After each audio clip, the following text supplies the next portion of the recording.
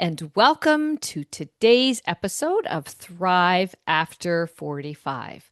I'm Denise Drinkwalter, heart whisperer, midlife mirror, and mentor.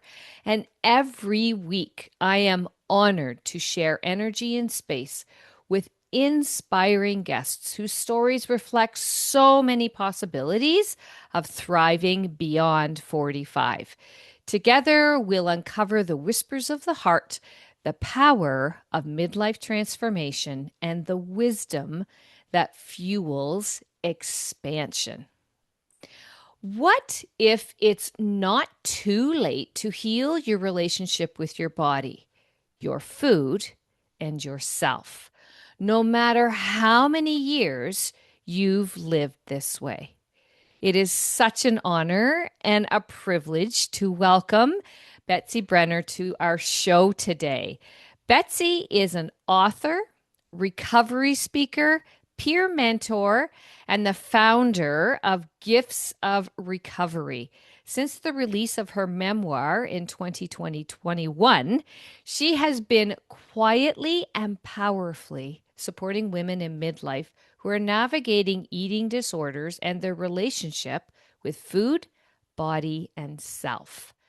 Not as someone who claims to have all the answers, but as someone who has lived it. Her work reaches into the spaces in between appointments, in between hard moments, in between the thoughts women often carry alone.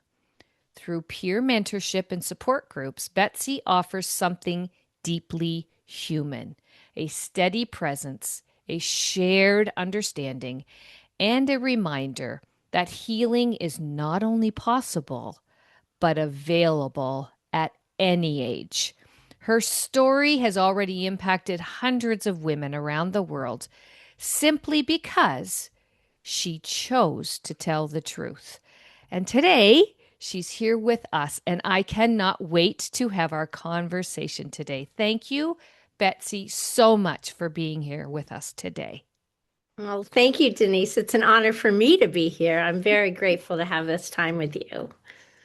We had an incredible opportunity because you travel far and wide to have conversations and to have these supports through conversations with a variety of groups, individuals, all kinds of people who reach out. And I was so fortunate to get a in real life hug from you.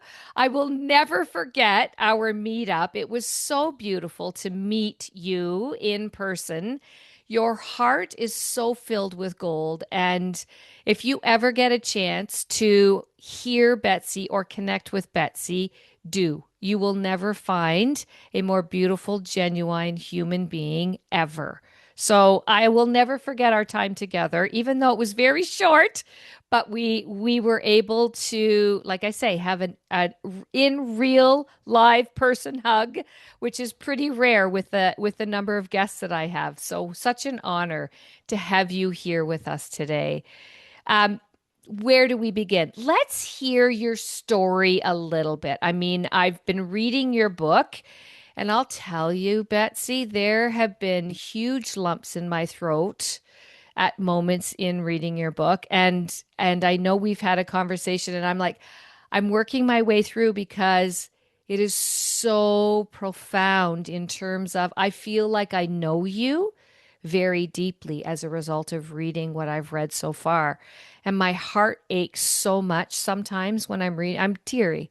And I've not experienced what you have gone through, but you really take the reader into your experience to depths that is very unique, which shows your personality. And I love it. So give us an overview so that those listeners who aren't sure who you are get a better idea of who is Betsy.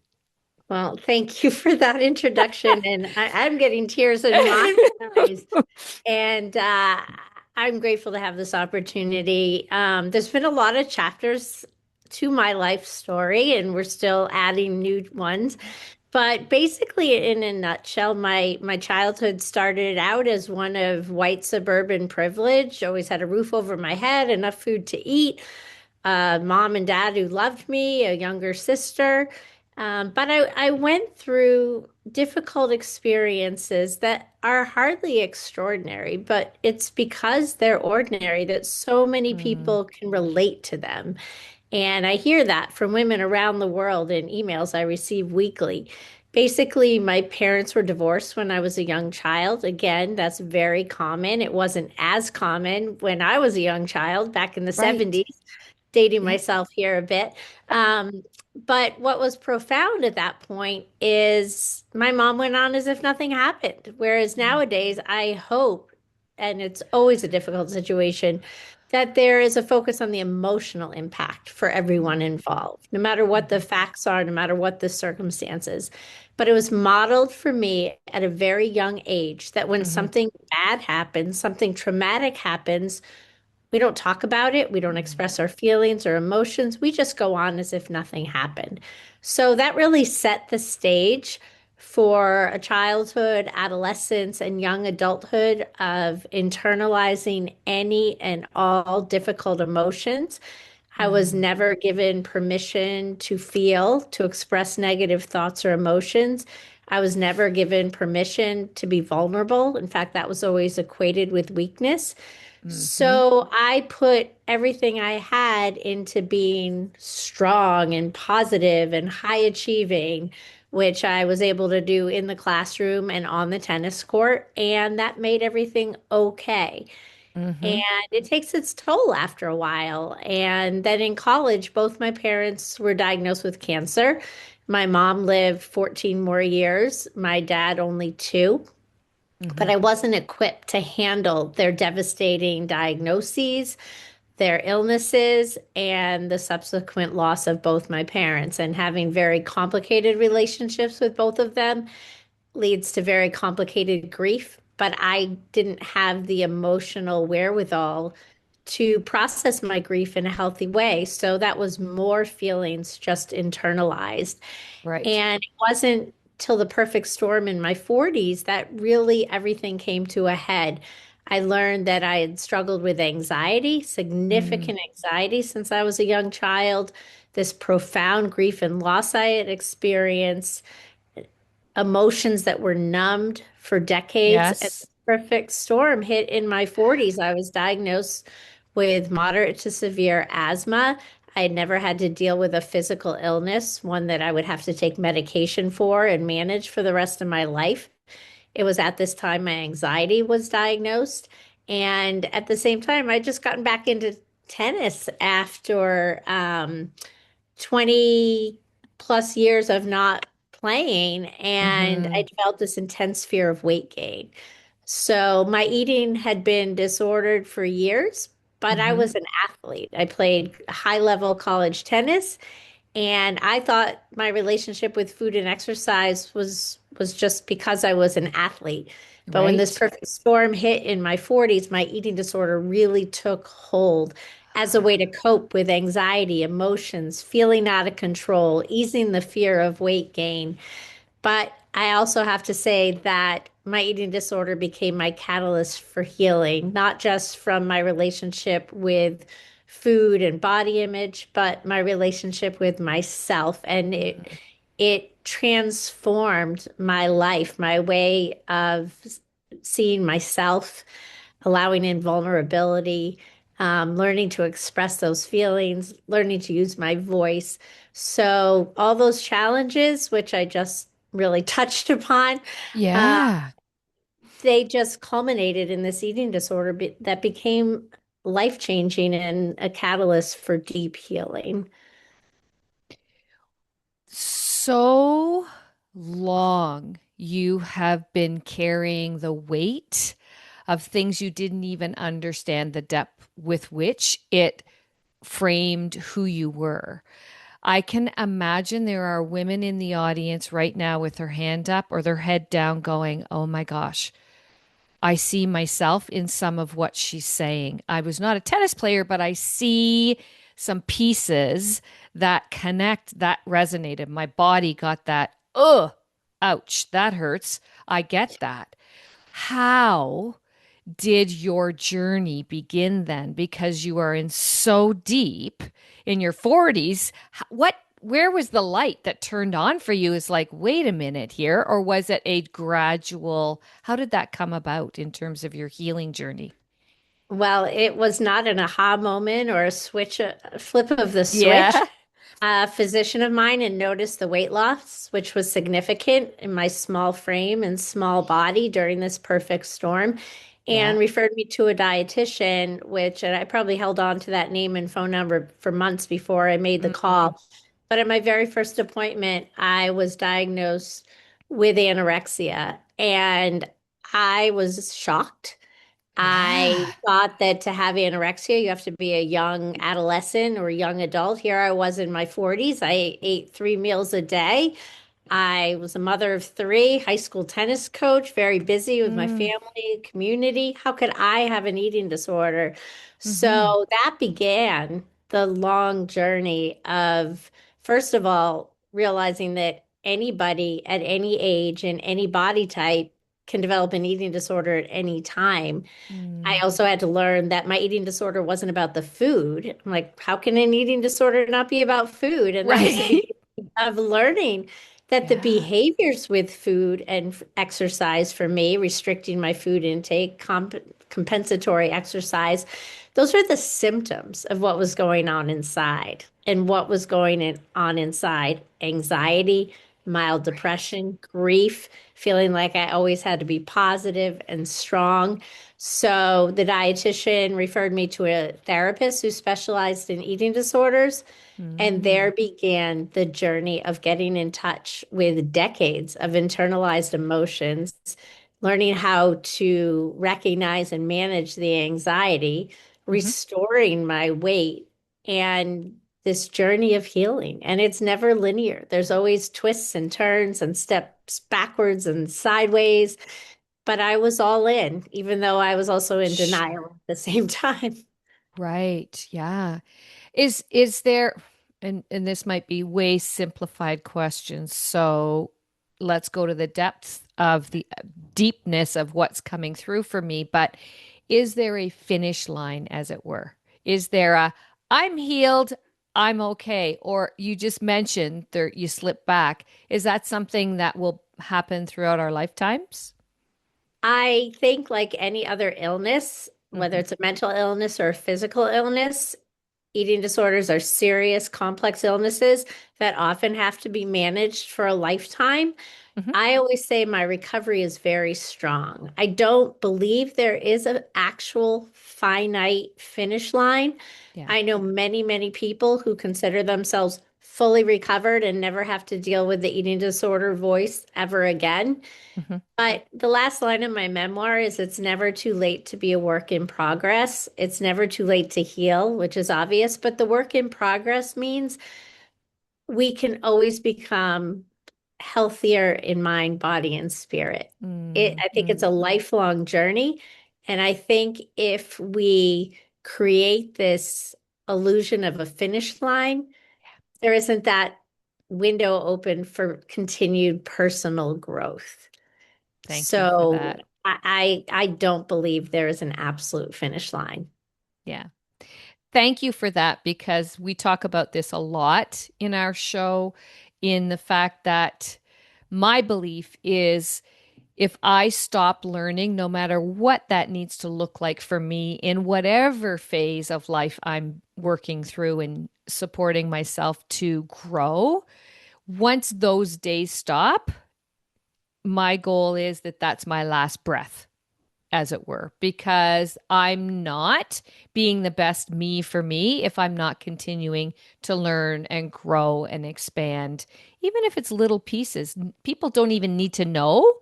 It's not about me putting something on the wall saying, oh, I just finished this course or whatever. It's about my own personal journey. So I'm in full agreement with what you're saying. And I know some people would love to be able to say, but can I just put it on? That's it. I've got that taken care of. Next. That's our old way, isn't it? Of coping, of saying, okay, Once that's done, I'll be free and clear for the rest of my career, right? Or my living, Yes, right? yes. And Yeah. I think what helps us go forward is that self-awareness and Yes. understanding that, yes, my recovery is very strong. I haven't engaged in behaviors Yeah. for years, but it's something I always have to be aware of. Yes. And I love I'm that. continuing to learn and grow. And like I said, become healthier in mind, body, and spirit. And I hope that Yeah. never stops. Absolutely. And isn't it wonderful that you are the one who's in charge of all that now? It's no longer exterior coming in, it's all from the interior moving out as it gets to be, right? Absolutely. Yeah, yeah. Tell us, I have a copy of the book. So those of you who are watching on YouTube, those of you who are listening, I will tell you it's called The Longest Match: Rallying to Defeat an Eating Disorder in Midlife. And you heard that probably it didn't just start in midlife, it was when it was recognized in terms of the components that did exist. And so I'm curious, are you have you always had a dream to write a book? Have you always had that vision? I'm going to be an author someday. Maybe it wasn't this book, but is that something that's always been part of you, or is this just happening? Did it just happen? I would say it is absolutely part of my transformation. I was always such a private person. I hadn't Mm, found my voice. I didn't know it was okay to be vulnerable. I barely let anyone in my life into the fact that I was struggling with an eating disorder. And even when I did, I made it sound like it was something way in the past. I was a very private person. So it never crossed my mind to share my story with the world. I actually took on putting my life story into words as something that would be a long-term project, something I would work on every once in a while. mhm, And the sole purpose was to allow myself to heal on the deepest level possible. I had already done a lot of hard work, but as we talked about, healing is an ongoing process. I never once thought about publishing a book. But mhm. the pandemic hit, and I wrote my entire manuscript in 10 months. And several months into the project, I was told by someone who was reading the chapters, she said, "You have something here that could really help people. You should really think Mm, about publishing it." So it wasn't until many months into the process that I even thought about publishing it. And even after I made the decision, found a publisher here in Rhode Island, worked with their in-house graphic design people to create the cover. Even then, I was anxious about the fact that bet. my story would be out there. People would know I struggled in midlife. They would know all these details about my life. So even though I didn't plan any of this, I couldn't have envisioned it ever Mm, because I was so private and had no voice. But the word that comes to mind now as a result is freedom. And mm, I embrace that every single day. For better or for worse, I've found my voice. But by sharing my story, I've learned not to worry about what others think. I'm not scared to express what I think. I've allowed in mm-hmm. vulnerability. It allows me to live my life most authentically. All Mm. these things I'm not sure I ever would have been able to do had I not put my life story into words for the world. Wow. And I love what you shared there in terms of it wasn't a vision you had. And isn't that the most incredible thing? Because you do what you need to do for you, by you, because of you, like our show is all about. When you start to do that, we never know where it's going to go because that's our mind deciding the end result. But when you're talking about your healing with mind, body, and soul, when all of those are connected and joined and working together, anything is possible. And our brains can't even begin to detect what that could look like, feel like, and sound like, right? Yes, and I'm grateful every day that as a result of my experiences, which, like I said, they're very relatable, they're very ordinary, they're hardly extraordinary, but it's because of that. that I hear from so many people who say things to me like, I feel like I was reading about my mother, Right? or you give me hope that even though I've been struggling for decades, maybe recovery really is possible. So it has become my purpose, my passion. Yeah. I'm grateful that I'm at a stage in my life where I can make this my purpose and my passion. My children are grown. My husband's at work every day, and I just love traveling, meeting people around the United States and Canada, sharing my story, giving hope to those who are struggling, and helping individuals through mentorship and helping those who attend my support groups. So it is pure peer support. It's the power of my own lived experience. Right. And I will say, with eating disorders, nobody can recover without professional help, Hmm. without clinical support, but I'm that extra support in between the appointments, that person who gets it, who understands how hard it is. And there's no such thing as too much support as long as it's the Mm, right support. right, right. As people are listening, as women are grasping what you're speaking of, and maybe some are like, "Ugh, I'm a closet. I hear what she's saying, and I am too very afraid of if this ever came out into the world, into my sphere of influence, the people that I am closest to. What's going to happen as a result of that? So, in the fear, with your support, being able to have conversation, do you find that women being able to speak about it in your support group, for example, are able to see, you know what, I'm not alone anymore. This is okay. Yes, absolutely. Eating disorders are such an isolating illness. So when people who are struggling feel supported and they feel connection, Mm, confidentiality is key. hmm. And I provide that safe, confidential space Yeah. where people can connect with others who understand. So even though I facilitate, I lead, I raise the topics, they Hmm. feel the support from each other. They can Right. relate to each other. And even though they're from all over the United States and Canada, their facts of their stories are all different. They feel safe, they feel supported. And many of them are in long time relationships, partnerships, marriages, but yet they can't Yeah. be as vulnerable in Hmm. their real lives as they can be in this safe space. So Love that's that. why I feel it's so important to provide Hmm. that, because I think the older we are, the more shame and secrecy there is, and it's even harder to let people in your everyday life when you're dealing with families, careers, partners, aging parents, whatever it is that you're dealing with. So often you become the caregiver, the Mm. caretaker, and don't have the time or space or bandwidth to focus on your own needs.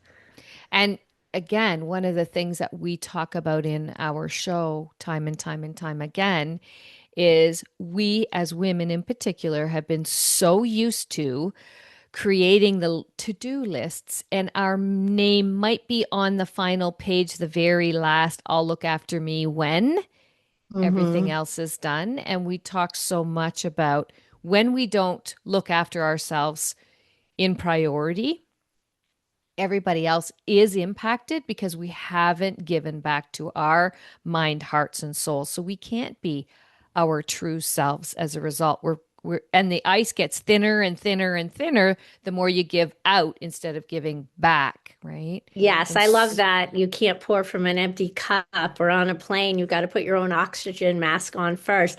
I didn't know till my own recovery that self-care was a thing, yeah, that self-care was necessary, not selfish, that I yeah, had needs of my own, and that it was okay to meet my own needs. Everything had been about caring for everybody else and making sure everyone else's needs were taken care of. yeah, And we can't help others until we help ourselves first. We need that self-awareness, that healing, that understanding before we can share it with others. And so many people, like I said, even in the best of family situations, relationships, don't feel comfortable sharing yeah. this vulnerability, especially struggles with an eating disorder, because of the lack of education and general awareness, it's hard for people to find people who truly understand. Totally. One question I have for you as we begin to close up our converse, I have two questions actually. I've got Sure. one and then I'll give you another one. So the first one is, what, if anything, have you noticed as you are deep in your healing and your strength of recovery? What have you noticed in your life that you are most proud of as a result of everything you've accomplished for you, by you, because of you? Thank you for asking. That's a Hmm. loaded question. To say it gives me such gratitude and satisfaction when someone comes to me, maybe newly diagnosed or newly acknowledged that they're struggling, and they're in the depths of that hard part, learning what's necessary for recovery, scared of telling a family member, starting out the professional help, and seeing them start the healing process, Hmm. get to a better place where they are in touch with themselves and what they need to do. I my book is recommended by many clinicians to women in midlife who are struggling with eating disorders. So I may get an email saying, my therapist just recommended your book. I read it. I'm just starting out. And then maybe 3 years later, they're sharing their story with others. Hmm. That just fills me up because so often I see people when they're really just at the depths of their struggles, and then I Hmm. can see them sort of much later on in the process being able to give back. And that's truly gratifying. I will also say for me personally, the freedom to be me, freedom to use my voice, freedom to live my life authentically, and free to not worry about what other people think. And you Hmm. learn a lot about the people in your life when Hmm. you become so vulnerable. And in some ways, your circle becomes smaller, but much more authentic. I still have wonderful friends that I love to see who are not part of that inner circle. And they may not be comfortable talking about mental health issues. And Hmm. I travel all over and they may be like, what was the weather like? Whereas there's Yeah. other people who want to know, who did you speak to? What kind of group was it? Was it a treatment center or a conference, or how did it go? So Hmm. I don't judge. I Yep. never judge. I'm Yeah. focused on me and what I'm able to provide for others. Hmm. And those who don't understand, they don't understand. I'm here to help them understand if they want it, but I can't. Yes. I have to focus on what I'm able to do based on my own lived experience. Hmm.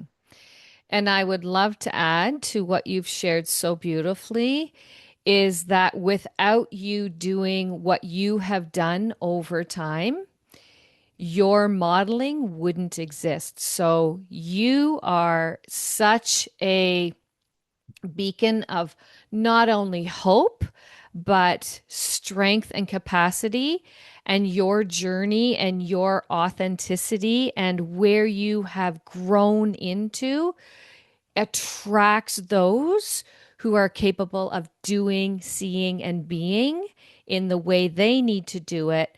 So you're the ripple effect. You are the stone that's tossed in, and you are rippling your effect.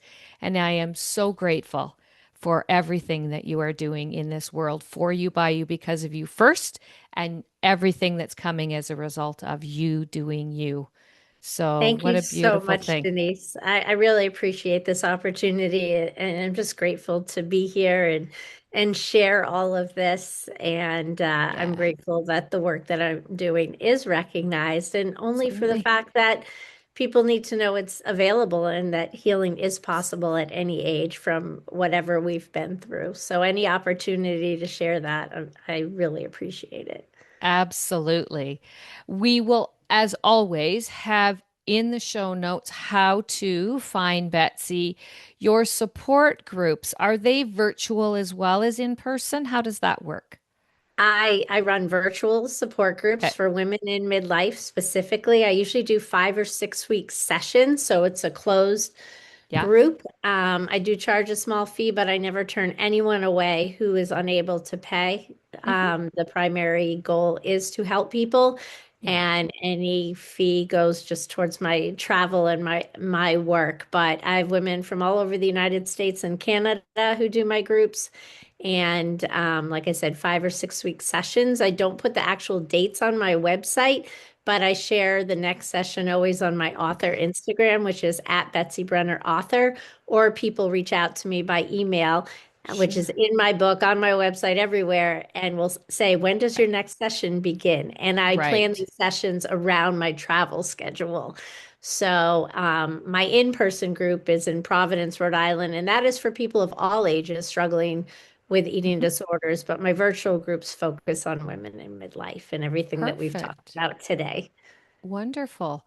Again, we'll have all that information in the show notes so that you can access and figure out how to get this incredible read. I'm showing it one more time for those of you who are watching on YouTube.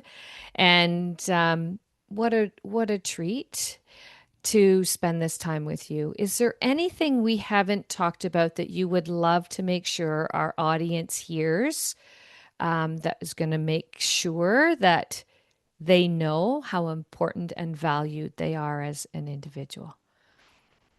That's a great question to end with. I would just say that there are many people in midlife who don't even realize they're struggling because it just seems like that's the way it is. That's the way it's always been. So if you even feel an ounce of struggle, or an ounce of hope that maybe it could be different, it's worth pursuing that because you never know what's around the corner or what is possible. I get a lot of emails from people around the Yeah. world. I respond to every single one. I offer to set up a time to chat for free just to explore resources and sources of support that are out there. So if you think you even one iota of struggle or Mhm. want something slightly different in your life, it doesn't have to be this way. Please reach out and I can hopefully connect you with appropriate resources and offer what I provide as well. Wonderful. Thank you so much. Before we actually close, and I want to share something gently and very clearly that this November, I am hosting a live in person experience, and we're calling it Ignite the Inner Uprising. It will be a 2 day immersive gathering for up to 1,200 women in midlife. Women who are feeling what Betsy's talking about. There's a pull, there's something more truthful, more embodied, more fully their own that they're trying to uncover and figure out. Ignite is an extension of these conversations that we have in Thrive After 45. It's where reflection starts to become embodiment, where insight becomes integration, and where women who have held so much for others are going to gather and stand fully in their own sovereignty. So if something stirred in you today, if your body started leaning in, I don't see that as being accidental. There is a wait list that's open. So make sure that if this is tugging at you, put yourself on the wait list. It will make sure that you gather the information as we unfold it and as things come together behind the scenes. So, as always, like, follow, share, leave us a review so that more women can find these absolutely incredible conversations. Thank you again, Betsy, for being here with us today. You are a beam of light for so many. Continue to be you, and we are so grateful. And I'm Thank so you, Denise. grateful. Everybody can tell now how beautiful a soul you have and why it's so incredible that I got a live in real person hug. That was amazing. I'll never forget it as well. And I hope I'll be back to Ontario someday. So thank you so much for this incredible time with you and opportunity. I really appreciate it. Thank you. And make sure that you do something for you, by you, because of you as you thrive after 45.